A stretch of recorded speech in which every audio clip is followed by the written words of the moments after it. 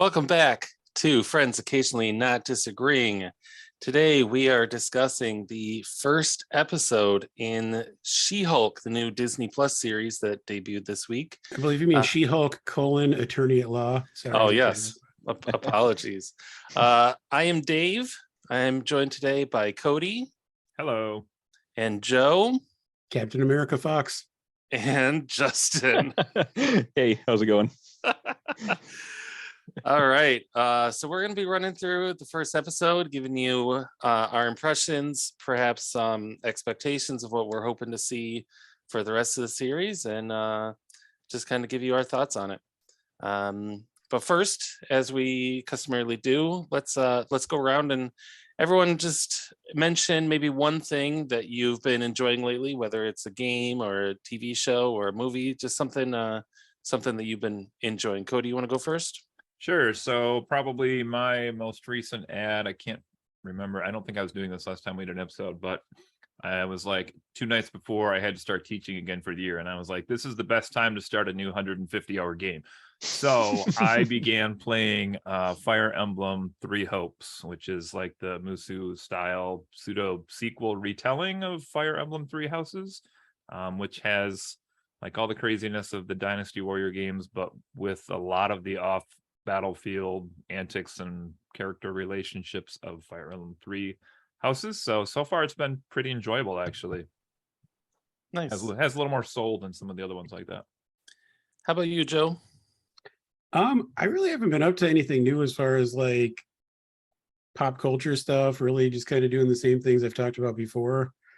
Want to take a little bit different approach and give a shout out to exercise. Nice, man. Everybody loves it. Ooh. What kind of what's fueling you these days? What are you doing? A couple of things. Kind of on and off for years now. I've been doing DDPY, which is a yoga program created by a former professional wrestler, which I know Cody has tried it on and off as well. I think he's been doing it recently. That's an awesome program. Also, Alexis and I have been doing just free on YouTube. There's this channel, I think it's called crap, I can't even think what it's called. Shout out to that company. It's The Body Project. Oh, I've done a couple of those videos too. It's like aerobics workouts, and it's this British guy who does it, and I mean, it's a lot of fun. It's, he really emphasizes that like anyone can do it, which DDPY is the same thing, and that's why I like it. It's, if you want to work really hard, or if you're in better shape, you can still get something out of it. But if you're kind of like just starting out, they're not going to yell at you and make you feel like a piece of shit if you're not doing all the things. It's very kind of encouraging and supportive. So, I mean, if you're maybe have thought about trying to start getting in shape or just get a little movement in, there are programs out there that you could do right in the comfort of your home, and some of them are free and some of them are awesome. So very cool. All right, Justin, I'm afraid we're out of time. Joe took all you. I'm just kidding. What have you been into, Justin? Well, I've been trying to work through my my massive backlog of games, and with Halloween coming up, I've been going through some of the horror ones, to try to get into the spirit a little bit. And I recently started playing Visage, which was a kickstarted horror game several years ago, and very photorealistic in the sense like PT was kind of, except it's more involved. Doesn't give you a lot of direction right off the bat, so you're just kind of like bumbling around until you find something that's like, if you pick up this item, you'll start this chapter. I'm like, okay, sure, why not? I haven't found any others. And it's very much one of those you stay in the light or you start going crazy sorts of games, but it seems to take place pretty much all within one house. A really large and kind of labyrinthine house, which is hard to navigate, but a lot of it is making sure lights are on before you go places, and trying to react to things you see out of the corner of your eye and all that. And I gather a lot of the paranormal stuff is randomly generated, so no two playthroughs are quite the same. And initially it's like, oh, okay, I can just keep hitting the light switches and lights will come on, and if a bulb burns out, I got like 5 light bulbs in my inventory. This isn't hard. So I get to a turning point where I'm in sort of like, I end up in this sort of other realm. I don't want to say too much, but then wake back up in the house, and on the ground around me are like all of the covers for the light switches are just like on the ground, like they've been taken apart, and I'm like, oh, okay, this is where shit gets real. But it's interesting so far. I'm not terribly far in, but it's got a good atmosphere. It's pretty creepy, and once you figure out where you're going, it's an interesting environment to explore. All right, great. Wow. As for me, I've been playing The Return to Obra Dinn, which is not a new game. I'm quite late to it, appreciating it, but it's essentially a mystery game where you're exploring a ship on which everyone has died, and you have various mystical tools that let you kind of view everyone at the moment of their deaths, and you have a log of the 60 people who were on the ship, and it's up to you to sort of figure out who is who, how they died, who murdered them. It's just like one gigantic logic puzzle mystery, and on top of all that, it has this really cool like old school Macintosh filter put over everything. Wow. Which gave me a headache at first, if I'm being honest, but once I got used to it, is really fun. So I've been into that. I recommend anyone who likes mystery games, check that out. Nice. Okay. All right, on to the main show, that show being She-Hulk, episode 1. So we start off and we have Jennifer Walters, attorney at law, practicing her closing statements while her paralegal kind of cheers her on, and her co-counsel, who is a man, a dirty He sure man is. with annoying suggestions. I told Alexis that if this was in the 1980s, that guy would be played by William Atherton, who's like the douchey guy from Ghostbusters and Die Hard with the beard and red hair. So he has helpful advice like smile more. So I'm glad she doesn't listen too much to him. And then at which point she turns to the camera and begins talking directly to you, the audience. So I bet you're wondering how I got here, essentially. Yeah. So it's kind of a Deadpool style, but I've read online that she was doing that way before Deadpool was ever a thing. What did you guys think about that? Was that a tone shift, or did it seem natural? If it's true to the comics, and I'm not overly familiar with the character at all, but if it's true to how she was in the comics, I think it's fine to have it in there. It was kind of jarring at first. It's like, oh, okay, we're doing this approach, but I mean, kudos to them for sticking with the tone that the source material set up, if that's the case. Yeah, I agree. Yeah, I mean, I'm really kind of curious to see how that plays into the series going forward. It was a little jarring for me in this episode, but I mean, I like the idea of. I think it gives us more of her personality. Yeah, I agree. I kind of feel like voiceover narration in general is a bit of a lazy writer's crutch, and I hope that this doesn't turn into that.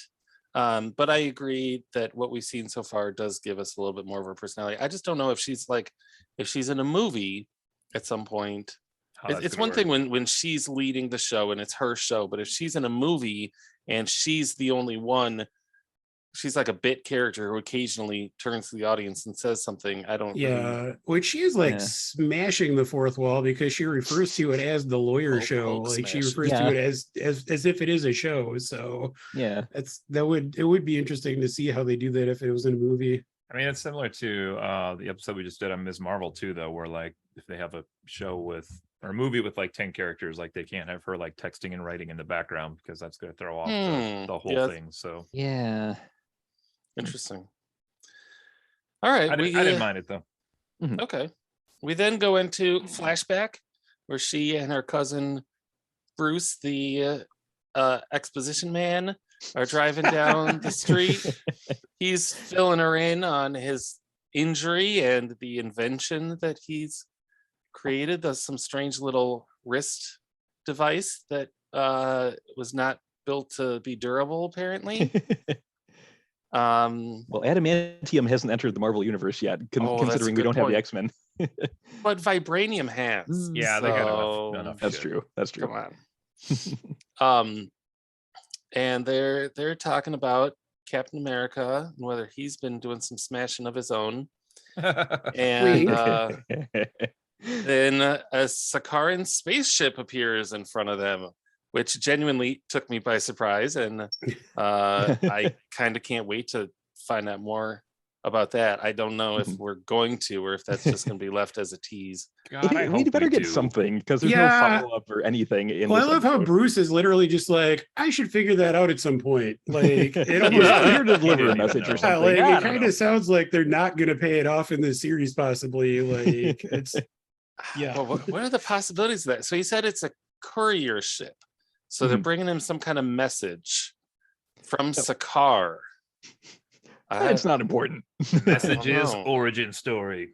You have a little green sun out there No.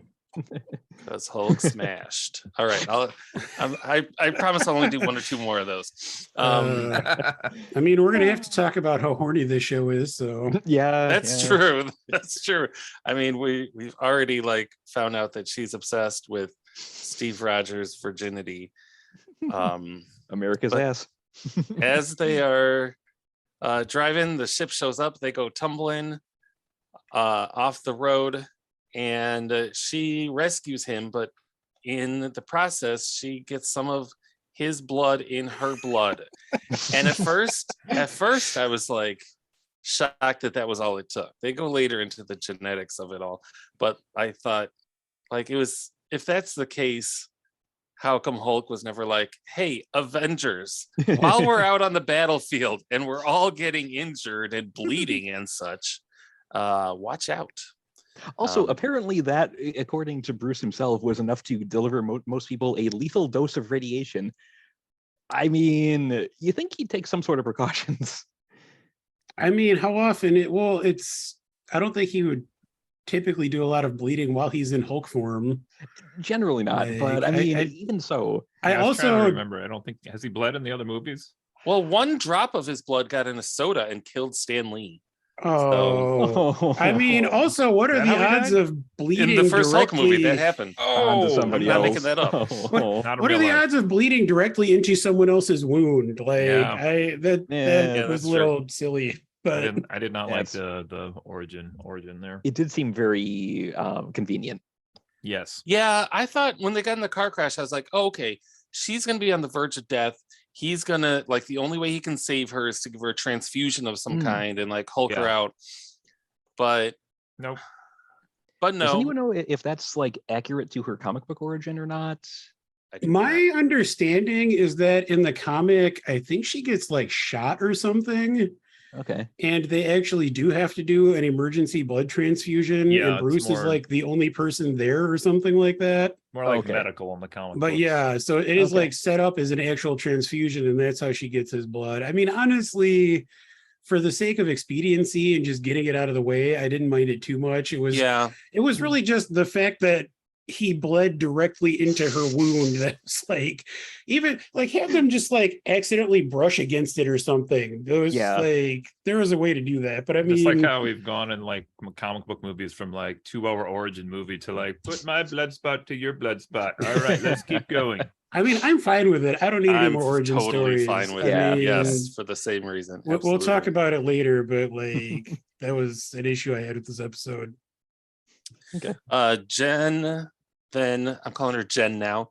She goes to a bar. She finds a little roadside tavern where all the women are helpful and all the men are assholes.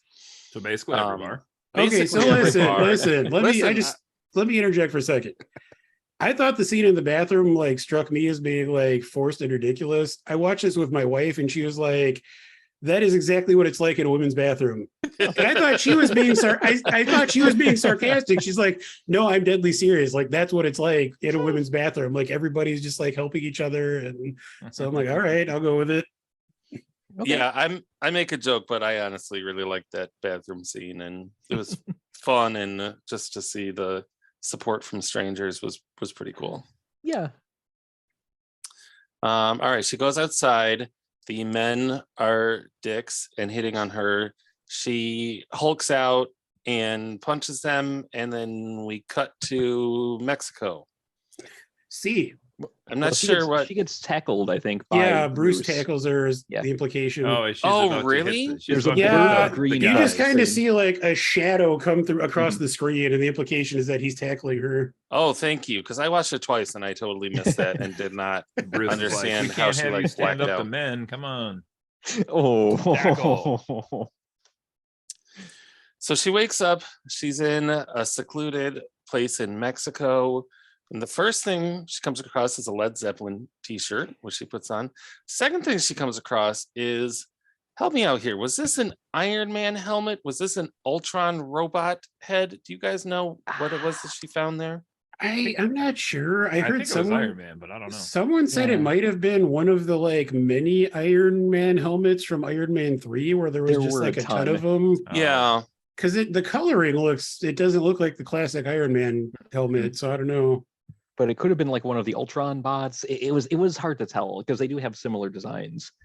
I would love if it was one of the Ultron bots, just as if Bruce and Tony kind of kept that around as a reminder of the time like they went too far and they kind of fucked things up, you know? Because I think that's like a shared regret that they have, although I mean it'll turn out for the better, but so anyway, some kind of relic from Iron Man's past and Bruce's as well. And she goes downstairs and she finds Smart Hulk, as he calls himself. Have you guys ever seen him called Smart? I thought he's Professor Hulk. I've seen him called Smart Hulk in Ending places. about Smart Hulk. I mean, the fandom, I think the shorthand is Smart Hulk. It But rolls off the tongue a little easier than Professor Hulk. yeah. All right. Disagree. Not to say I think it's better, I think it's but- Professor Hulk traditionally. Thank you, Cody. I'm with you Yeah. on this. Yeah. So yeah, he reveals what has happened. So, I don't know if you guys have anything to say about this. The only thing that I thought was strange here was how he was like, "Oh, and then I used your blood to fix my arm," which didn't really make sense and seems to me just like a really convenient way to be like, Hulk's back to good. He's back to 100%. Well, and that makes the device he invented even more ridiculous because it literally existed for like 5 minutes. Like, Yeah. because he basically had said before that using that device to keep himself human was how he healed his arm, basically, or at least like it like kept his arm from being as mangled as it was in Hulk form. Yeah. So then this happens and he gets her blood, he uses her blood to like heal his arm completely, and now he's just Smart Hulk again all the time. It's interesting. Yeah. Yeah.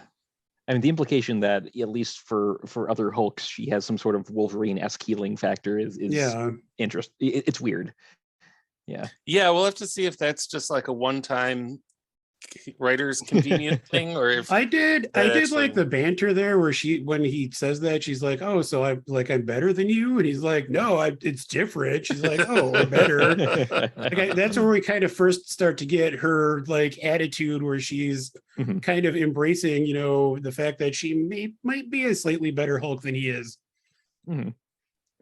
Then he puts her in a chamber of death, which she hulks out to escape.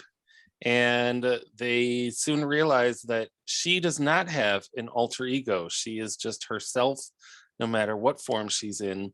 And I'm really curious to know if she's the exception or if he's the exception. And if so, what sort of, I don't know, if some kind of traumatic event happened in his past, or does he have like Moon Knight disorder? Why does he have a Hulk and she doesn't, I think he had to date Liv Tyler once upon a time, so that would probably do it for most people. I almost wonder if it is what she says kind of throughout the episode, where she has to process anger and trauma and all these things all the time, whereas he, especially being like a nerdy scientist type, probably is not used to spending a lot of time dealing with his feelings and emotions and things like that. So it's some kind of manifestation of his disassociation. Yeah, I mean, it could be. I'm just theorizing. Like, interesting. It seems like they're at least commenting on that difference in this episode. And based on my limited exposure to other Hulks in the Marvel comic book universe, the Red Hulk, one of the Red Hulks from the Thunderbolts team, and I gather there is a Thunderbolts movie in the works, so this might be relevant later. But General Thunderbolt Ross, Thunderbolt isn't his R.I.P.. first name, but yeah. At any rate, he always seemed to keep his personality when he changed too. So maybe Bruce is the exception. Interesting. Okay. Yeah. Sun's getting real low. So then they decide we're gonna need a montage, and they do a classic training montage where Love it.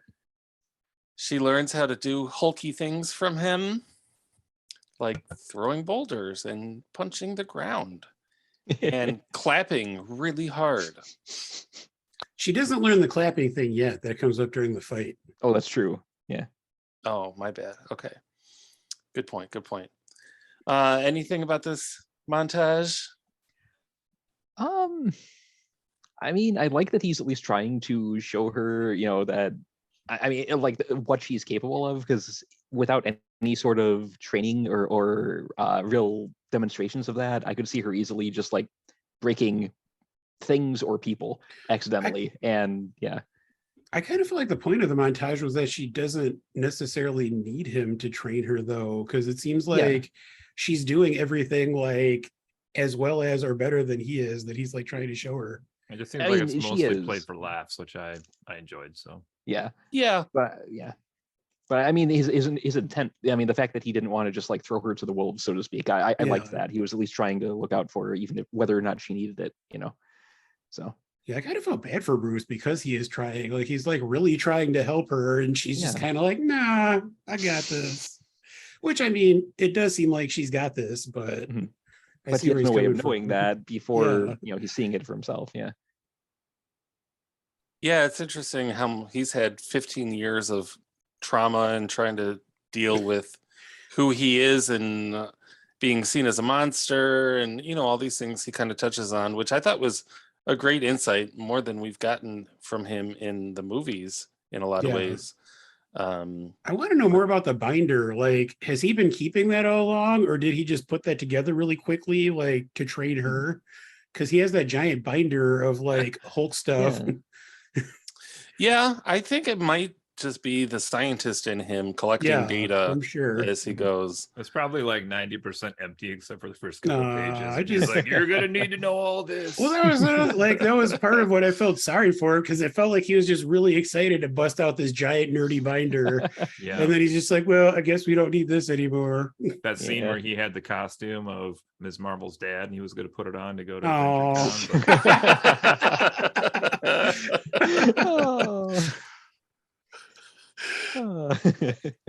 All right, so they argue about whether she's a superhero or a lawyer, and how she's going to deal with her anger.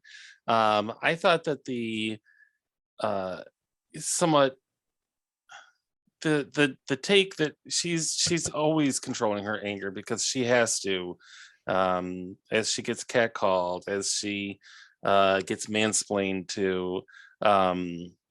I really liked that part. I thought that was a good feministic insight into her life as a woman.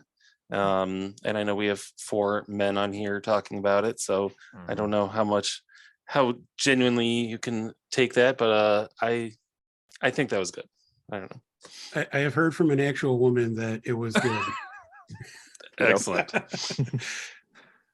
Wait, what? A real live woman said that she appreciated that scene. A real live woman. There's this episode of Aziz Ansari's show, Master of None, that starts. The cold open is he and his friend are like, they're out at a bar, they're having a good time, they're walking home, and then they cut to like in parallel, like a woman who's basically doing the same thing. Like she's out at a bar and she's just having a miserable time because every man there is being like a total dick to her. And then like they're walking home and they're like, oh hey, let's walk through the park, that'd be fun.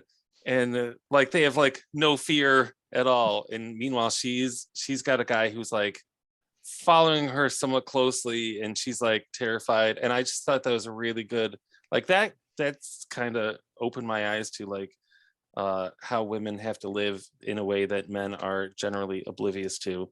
And I thought that this was a good way to touch upon that as well. I don't know. Must not take place in Chicago, I take it then, hey? I think it's New York, not LA. I don't know. Yeah, I that think sounds it's safer. been a while. New York, maybe. That show is great, but unfortunately, Aziz Ansari is #problematic. He went on We don't have to one get into that. bad date. I think he's fine personally. Anyway, all right. So let's get to the fight. I think there was a studio note that the two Hulks had to fight, preferably in the first episode. Yes. And so they found a way to make that happen. It was enjoyable, but I thought it was a bit contrived that their verbal argument would become a physical argument where they are actively, punching each other and shit. And like, I don't know, what'd you guys think of that? I want to kind of give it the benefit of the doubt personally, saying that maybe it's a demonstration that neither of them is as in control of their anger as they put forth. Because I mean, if they were willing to come to blows that quickly, maybe there are some underlying issues there that they don't want to admit to themselves. I mean, that's me wanting to give it the benefit of the doubt. If I don't go that route, then yeah, it seems like it really escalated more quickly than it should have and farther than it should have.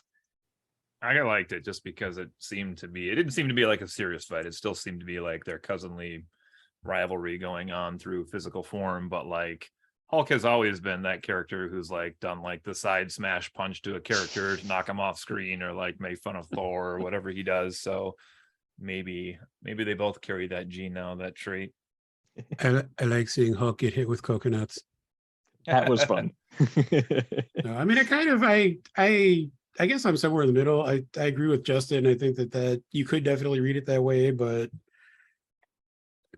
the first time I watched it, I thought it was kind of unnecessary, but then the second time I was like, I don't care. It's kind of fun. Whatever. I'll just let him have it. Yeah. They eventually go tumbling off of a hill and down into his bar, which they smash, which is the greatest tragedy of this show. To say, probably the biggest death in the MCU so far. R.I.P. Bruce's bar. I really like when he falls, he does like a kind of a temper tantrumy, like double punch to the ground. I feel like when they mixed Bruce and Hulk together after treating them as two entirely separate personas, we don't really see enough of Hulk left over. Like it's physically Hulk in many ways, but it's mostly Bruce, like mentally and personality wise. And so anytime they have like a little touch like that is pure Hulk, I like to see that. So they fix the bar and he agrees to let her go. And he says, door's always open. She drives off, and I think that I don't know if any of you clocked this, but the shot of the Jeep driving away is the worst CGI in the entire episode. It kind of is. That's saying a lot. It really, it is so clear that there are no wheels touching that dirt. It's just kind of like floating away and wobbling away. Mexico has hover cars. What do you mean? Speaking of the Jeep, though, rewinding a bit, leading please. up to the fight that they had, there's this, right before the fight breaks out, Jen hops in the Jeep and wants to drive off, and Bruce is standing in front. He's got his hands on the hood, and eventually she just floors it, and somehow a Jeep is enough to shove the Hulk out of the way. What? That's a great point. Maybe he wasn't expecting her to do that. I don't know. Yeah, but even if he wasn't, he weighs like what, 800 pounds? I mean, that's not gonna just. The physics don't add up. Yeah, it just wasn't hulking that hard. Yeah. If you think of like the original Avengers, like the giant flying Chitauri creature that he stops just by like running into it, and it like collapses in on itself, that had less force than a Jeep. That's a good point, Justin. Yeah, it's just that jumped out at me, but it's just like, But okay, but yeah, moving on to the rest of it. Well, speaking of the CGI, what did you guys think of the CGI in general? I will say, I didn't think it was as bad as I was expecting based on the trailers. Same. Honestly, to me, the absolute worst part of it was She-Hulk's hair. My wife goes, "Why is her hair longer?" in Well, Hulk not form?" just that it's longer. It looks like a hair helmet. Like it looks like it's made out of plastic or something. Like that was the thing that kind of distracted me the most. Like honestly, I felt like her face was fine. Like Those are it's, extensions, Joe, and that is sexy. I mean, it wasn't like it's not like the best. I mean, I've heard a couple other people mention this elsewhere, but I think part of the problem is that they've had so much time to perfect Hulk that he looks totally fine in this because they already have that character model established. And the She-Hulk being a new character that's being developed on a TV budget, which I mean, it's a Marvel TV budget, but still it's just not going to look great right out of the gate. Hopefully going forward, especially if she shows up in movies, they're going to perfect it a little bit more. But honestly, I think it looked a lot better than it did in the trailers. It wasn't enough to take me out of it. Yeah, I agree with that. I read also, to add on to what you're saying, Joe, that stubble does a lot. If you can give a CGI character stubble, it's going to look a lot more natural than a smooth skinned CGI character. So I think that I could see that being true. That's interesting. Should have gave her a beard.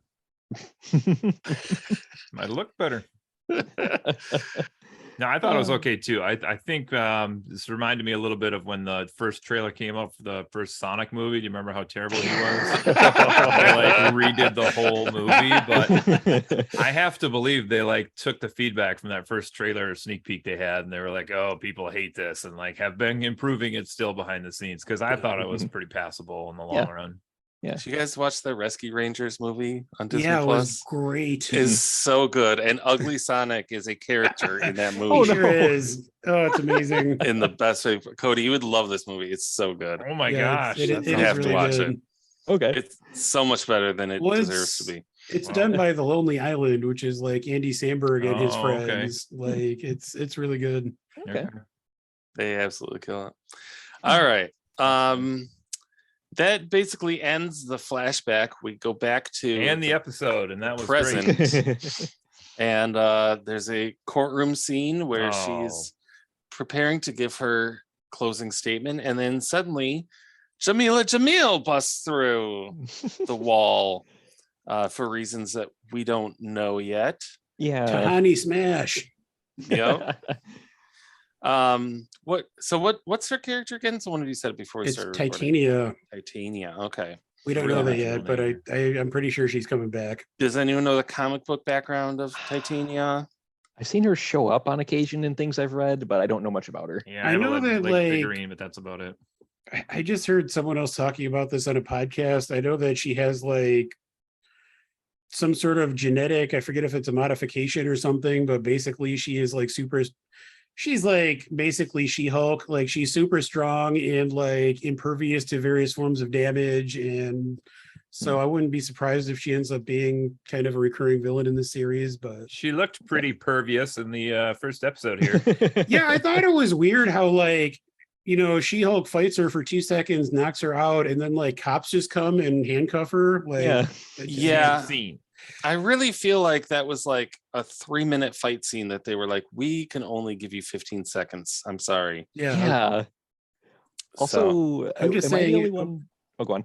I was just gonna say, if she hurt her butthole doing that stunt, I'm not impressed. I'm just All right, Joe, you need to immediately give our viewers some context for that comment.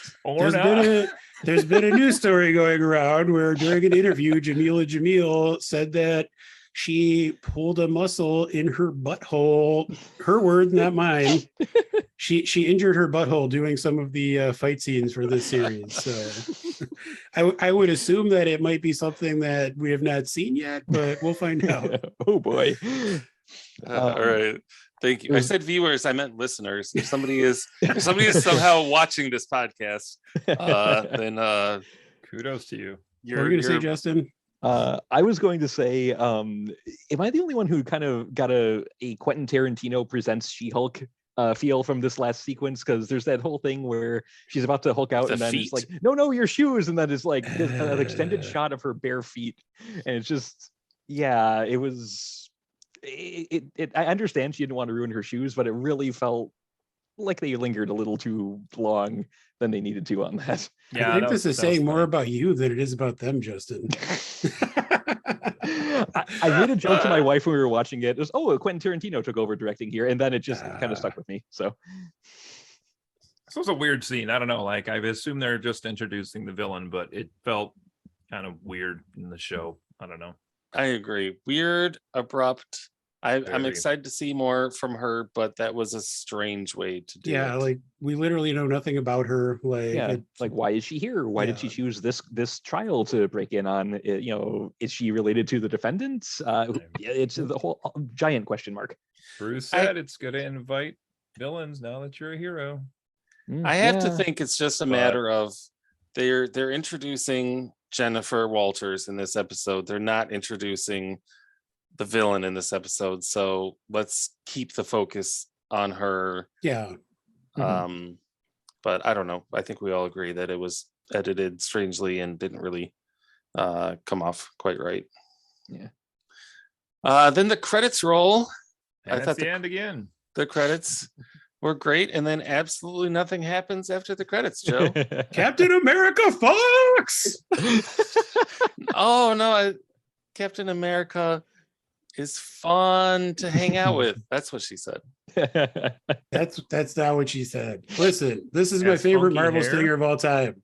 It is. It's pretty good. I also cannot believe that they got away with it, and I'm like waiting for Disney to retroactively remove it as they have done some other scenes. What have they done? What are you talking about? They went back and edited some of Falcon and the Winter Soldier Mhm. To make it a little less brutal. I think they've done some of the other Marvel shows as well. I could be wrong on that, Interesting. but I didn't know about that. yeah, I believe they made some scenes a little less gruesome Huh. in Falcon and the Winter Soldier, but we do get this stinger where they're once again talking about Steve Rogers and whether he lost his virginity. And we confirmed that he did. Oh man, yeah, that was something else.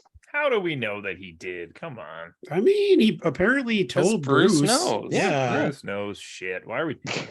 This stinger was, I don't know. Because you know that at some point Tony was egging Steve on with that exact same theory, Mhm. and Steve defended himself. No, that's Yeah. not true.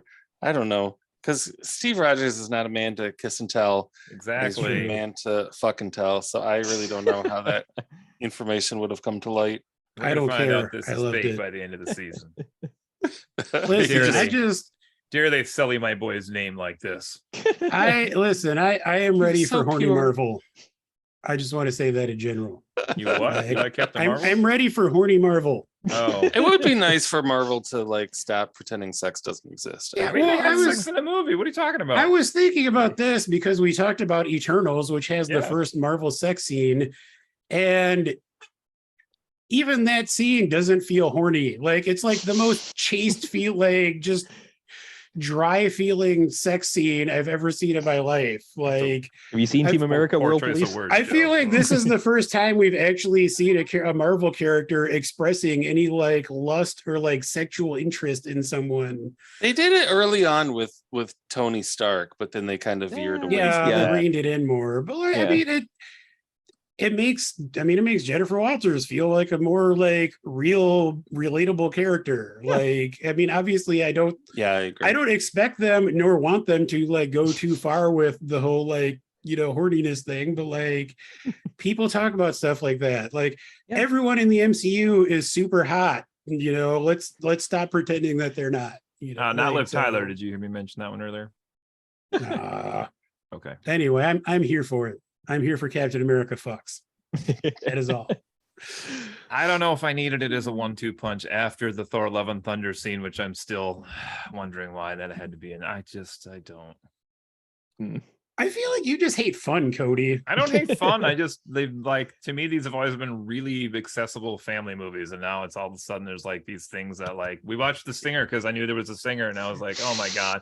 And then Boston immediately is repeating what he heard. And I'm like, son of a bitch, Disney. Listen, Like, you did this again. I already have kids like, what's an orgy? Because Zeus said it 400 times in a row during one point of the film. And I'm like, why does this need to be in there? that's a you problem. I mean, That is an adult and having kids problem, which is a huge Marvel problem. Cody, I'm with you on this one. Like I watched the episode first, and then when I watched it with my family again tonight, I was like, okay, that's the credits. We're all done here. Yeah. And same thing, like my kids love Natasha Romanoff, but have not seen Black Widow because in the first like 10 minutes of Black Widow, there's like a child trafficking ring. And I just like, there's certain things that they haven't been able to enjoy because it's just too over the top. Can I ask you guys a question? Yes. How old are your children? 8 and 5. Okay, the series is rated TV-14, so that's your fault. I'm just saying. Like this is rated for teenagers, so if you're watching it with your younger kids, you have no right to get upset about the content. You know, that's a valid point. I worked at the used game store. I worked at the used game store for a while. I had no sympathy for the parents who bought their 5-year-olds Call of Duty. I mean, the ratings right there on the front of the box. I do feel while that is a somewhat valid point, Joe, at the same time, they don't need to scream the word orgy 700 times in a TV-13 movie. So I don't know about that. What's wrong with the word orgy? I'm just saying, like, I'm just saying there's connotations with it, Joe. When you get older, I'll tell you about them. But well, here's my point: is the MCU has always skewed a little bit more adult. Like, it's never been cartoonish and silly. I mean, I think older generations would assume that anything comic book related is for kids, but I don't feel like any part of the MCU has actually ever been for like young children. Is I Am Groot officially MCU? I haven't watched it yet. I would not count that. You guys know what I mean, though. Like, yeah, people die, people get blown up, and there are some very heavy things in some of the MCU stuff. So I mean, is hearing the word orgy a bunch of times really that much worse than seeing, people get murdered? The answer is yes. We can watch the local news, and they'll talk about 6 people that died over the weekend, but they won't talk about the 6 that had an orgy. There's a reason. That's exactly my point, though. I mean, not exactly. See, my point, okay, but... we can. God damn it. Well, no, so I'm getting pissed because I feel like this. I'm gonna go on a tirade now. Get pissed. Do it. Why don't you Hulk up, Joe? Hulk out, Joe. Gosh. Yes. If you look at like other countries, especially the UK, like movies and shows over there will get rated, R or adult or whatever for having excessive violence. But they won't for having like, people saying fuck or like having maybe a little bit of nudity or something.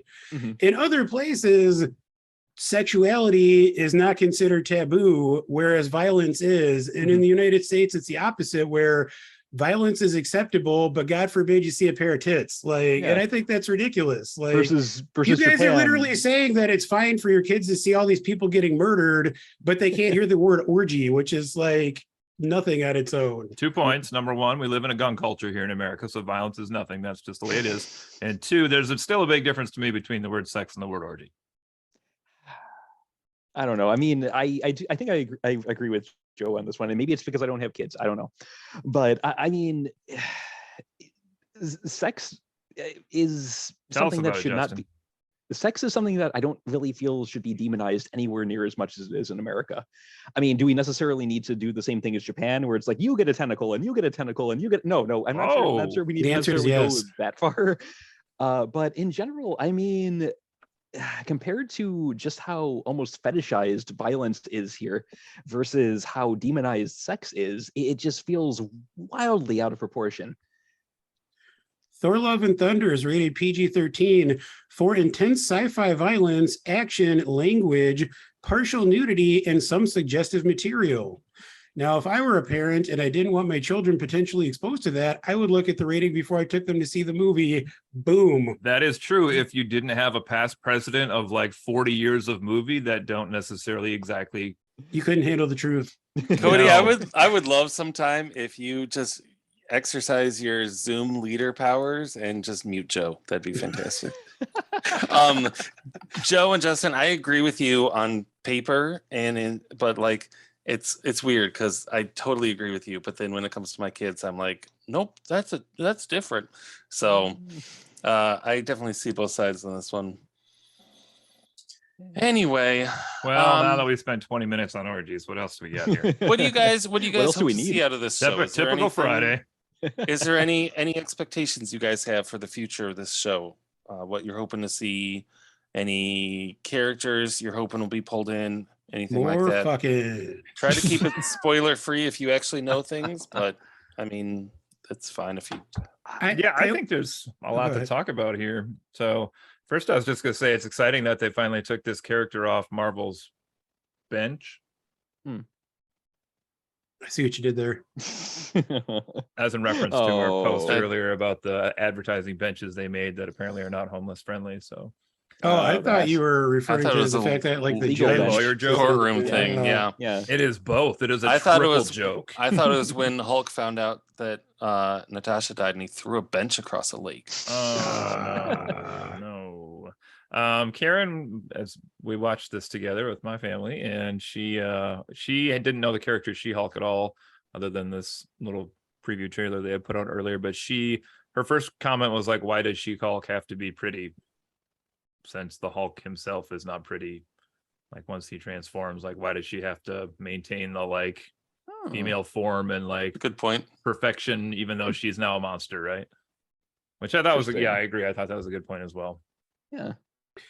That is a good point. I mean, I believe the idea from a character point of view is to illustrate that Jennifer Walters is in control. Like She-Hulk is still Jennifer Walters and vice versa. So it is just like a slightly larger green version of her. Whereas the Hulk, at least up to a certain point, is kind of a separate beast from Bruce Banner. Because I mean, Smart Hulk looks like Bruce Banner integrated with the Hulk. Like, I don't think Smart Hulk's a bad looking dude. He's a big, rough definitely green more guy. than- You know what I mean? Like, That's true. OG Hulk, yeah. so that would be the explanation from a character's perspective. I do see where Karen's coming from, though. Like, I think Yeah. she has a valid point too. If they had muscled her up a little bit more, I think Yeah. that would have gone a long way towards that point. Yeah. Yeah, agree. Let me keep going, or do other people want to jump in here? Keep going, man. All right.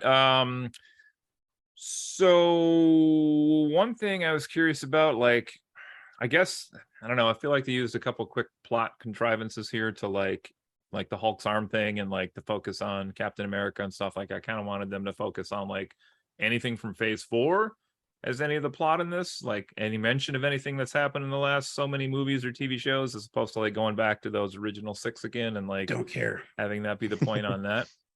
Well, I know like people's big criticism of phase 4 is like that nothing is cohesive and they don't Yeah. so far seem to be working towards anything, although we know they are working towards something now with like the Comic-Con stuff, but Yeah. just some kind of connection to anything. I mean, that's been happening. our trailers fair game to talk about, like trailers for the I'd show? say so. Yeah. Yeah, I'd say so. Sure. I mean, we know Abomination is going to show up and also Wong, so we can at least assume that might tie into Shang-Chi because we see those two together in that movie. Boy, are they. Don't go on IMDb. All right, let's just keep Oh, moving on, boy. shall we?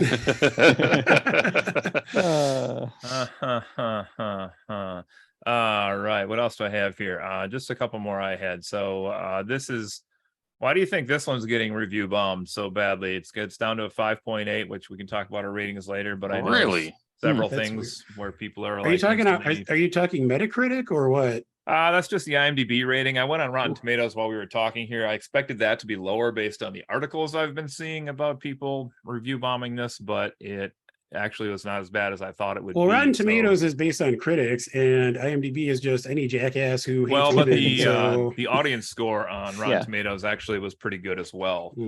So, Okay. but I know I have read a few things about people like hating this. I don't know if it was based on the trailer or again, if it's this like misogynistic female superhero crap or what the problem is here.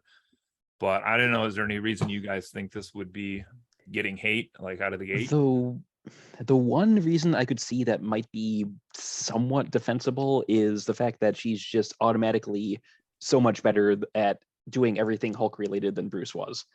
I mean, I could see that being something people might quibble about. I don't know if it's true to the comics or not, but you've got a character who was the first to inherit these powers. He struggled with them. He had to come to terms with how to use them and not go overboard. And here she's just like, yeah, I'm fine.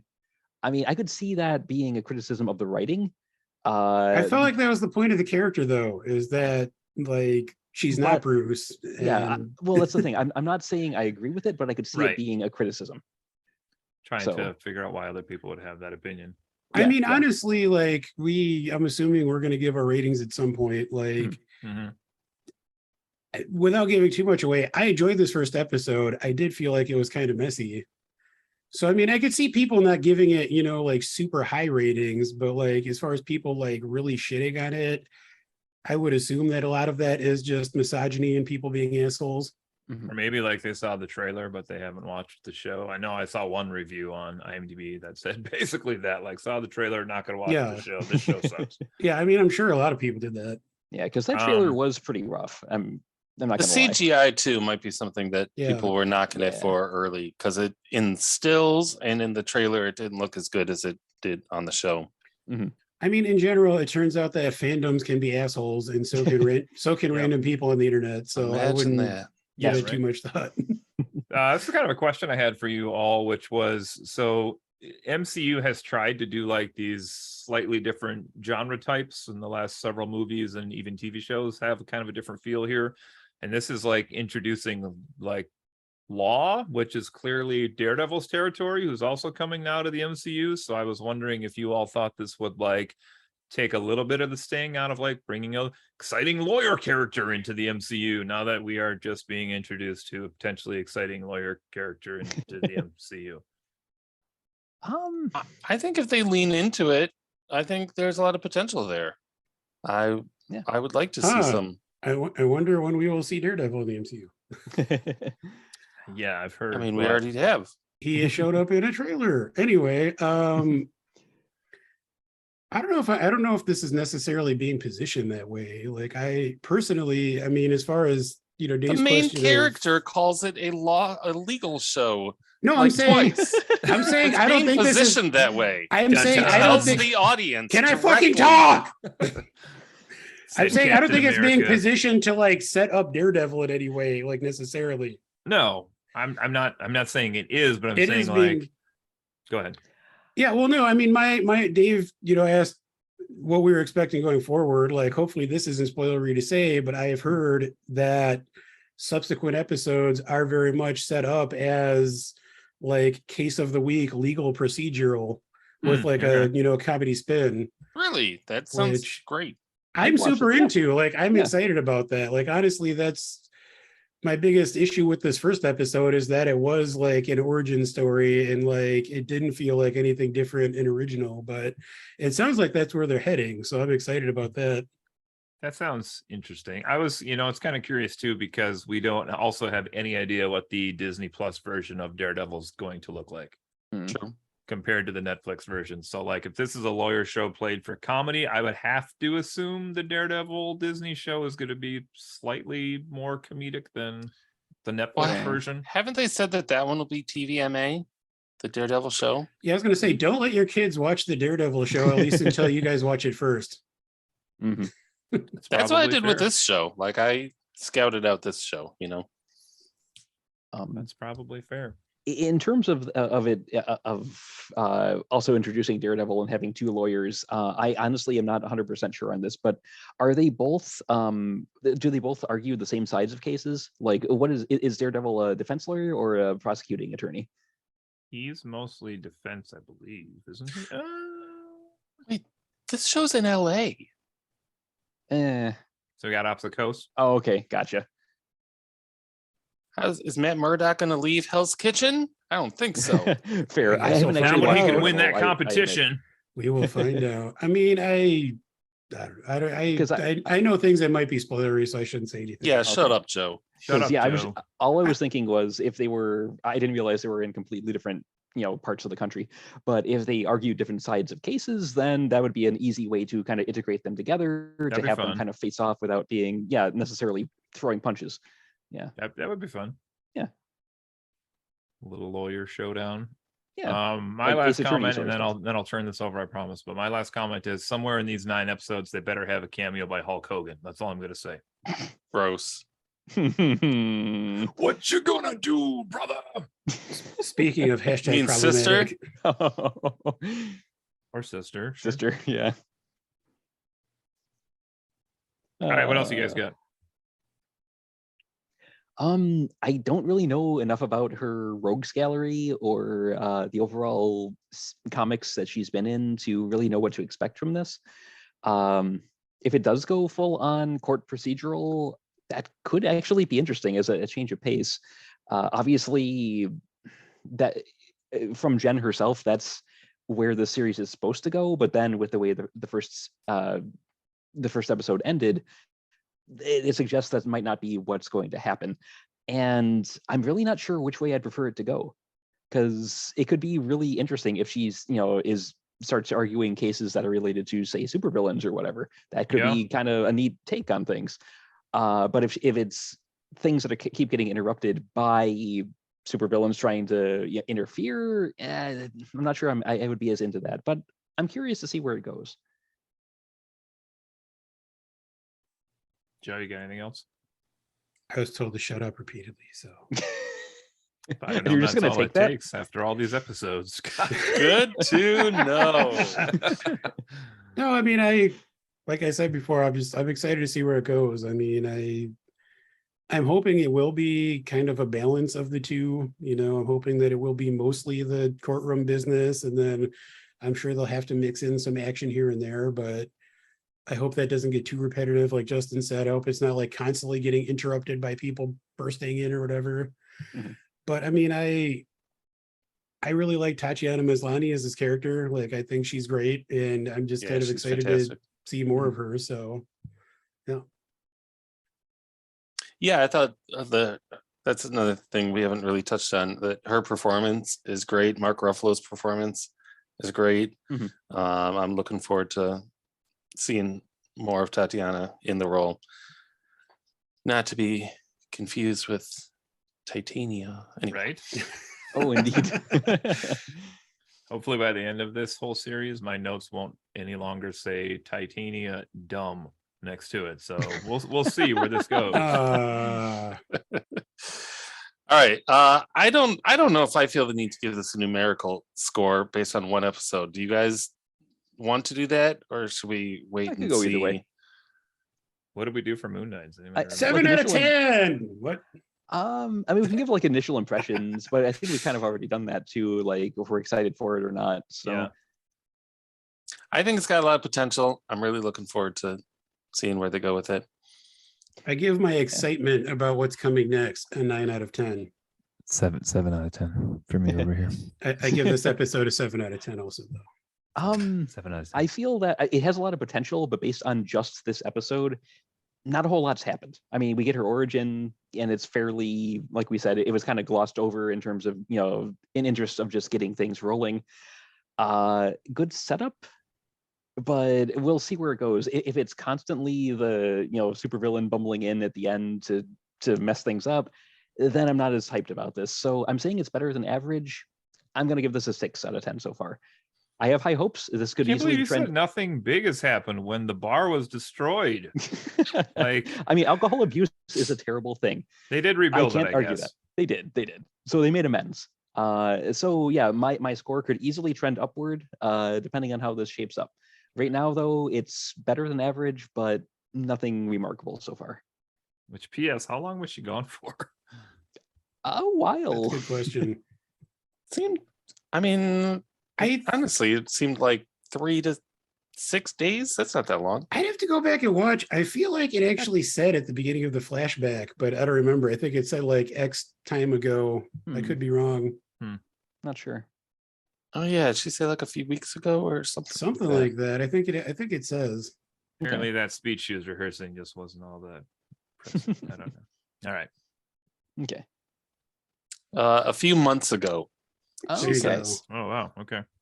So, all right. Well, we'll have to get back together at the end and give our longer lasting impressions for the whole thing. Mhm. In the meantime, who wants to sing us out?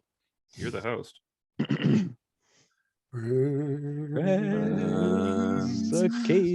Occasionally, not disagree. Captain America Fox.